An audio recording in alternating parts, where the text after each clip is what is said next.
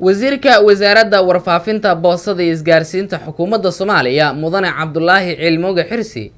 ayaa faahfaahin ka bixiyay xarig ay dowladda Soomaaliya kula dhaqaaqday shabakadda warbaahinta Shabeelle oo kamid ah warbaahinta sida madaxa bannaan kaga shaqeysa magaalada Muqdisho. wasiirka ayaa sidoo kale waxa uu shir jaraa'id u qabtay kaga hadlay amar uu ku soo rogay shirkadaha isgaarsiinta iyo xarumaha warbaahineed ee ka howlgala dalka Soomaaliya. shirka jaraa'id ee wasiirka waxa warbixintan inooga diyaariyay wariyahyaga Cali Sheekh Maxamed Cali Yare. wasiirka warfaafinta boosada iyo isgaarsiinta gaadiidka cirka iyo dhulka xukuumadda federaalka Soomaaliya Cabdullaahi Cilmooge Xirsi oo shir jaraa'id saxaafadda ugu qabtay gudaha wasaaradda warfaafinta ayaa wuxuu faahfaahin ka bixiyay xarigga dhawaan xukuumadda Soomaaliya ay ku sameysay shirkadda warbaahinta Shabeelle oo kamid ahayd shirkadaha warbaahineed ee madaxa bannaan ee ka jira gudaha dalka Soomaaliya. wasiirka shirkiisa jaraa'id waxa uu ku sheegay in warbaahinta Shabeelle oo deganeyd guri ay leedahay shirkadda Somali Airline oo qayb ka ah shaqada wasaaradda warfaafinta boosada isgaarsiinta iyo gaadiidka ay laba mar ka codsadeen in gurigaas ay isaga baxdo sidoo kale tana ay ka codsadeen inay soo diiwaan geliso shirkadaasi isla markaana ay ka dhaga adeegtay. waxa uu wasiirku intaasi ku daray in amarka shirkadaasi lagu xiray ee wasaaradda arrimaha gudaha ay fulisay uu ka soo baxay wasaaradda warfaafinta boosada isgaarsiinta xukuumadda Soomaaliya in loo baneeyo guriga hay'adii lahayd ee qaranka kamid ahayd hadda shaqadeedii ee qarka noo saarantay inay bilaabato oo ah Somali Airlines. marka waxaan rabaa inaan u xaqiijiyo in lahayn wax la xiriira warbaahin la xiriira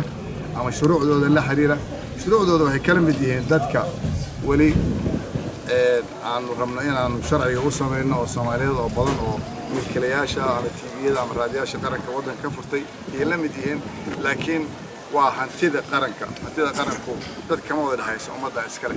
wasiirku wuxuu sidoo kale tacsiyo u diray eheladii iyo qaraabadii uu ka geeriyooday wariye Maxamed Maxamuud Timacade oo kamid ah suxufiyiinta ka howlgala gudaha magaalada Muqdisho gaar ahaan TV-ga Universal oo dhaawac maalmo ka hor loo geystay magaalada Muqdisho habeenkii xalay ahaa ugu geeriyooday isbitaalka Madiina ee magaalada Muqdisho. shacabka Soomaaliyeed khaas ahaan marxuum Maxamed Maxamuud Timacade qoyskii uu ka baxay eheladiisii سمري من الله كسيو سنة جميلات كسيو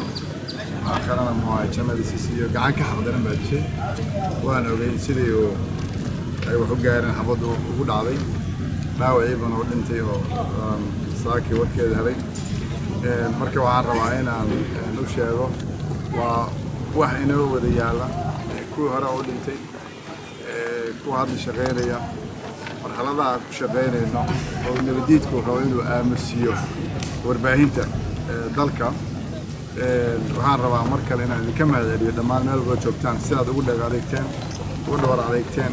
aad u diideen wax shaqadeena idinka joojiya dalka aad u haysaan. taasuna waxay ka mid tahay frontiga maa nin keliya xabadiriidaya waxa weeye wariyuhu waa halbowlaha isgaarsiinta ummadda waayo haddaa war helaa tale hela. wasiirku waxa uu tilmaamay in dhammaan warbaahinta iyo isgaarsiinta looga baahan yahay inay isku soo diiwaan galiyaan ugu dambeyn 10 bisha November cidii fulin weysana ay amrayaan wasaaradda arrimaha gudaha in albaabada isugu dhifato. waa markii ugu kululaa ee ka soo baxa wasaaradda warfaafinta boosada isgaarsiinta xukuumadda federaalka Soomaaliya waxaana wasiirku uu sheegay inay dhamaatay xilligii sida uu tilmaamay madaxa la isku salaaxayay. Cali Sheekh Maxamed Cali Yare TV-ga Kalsan magaalada Muqdisho.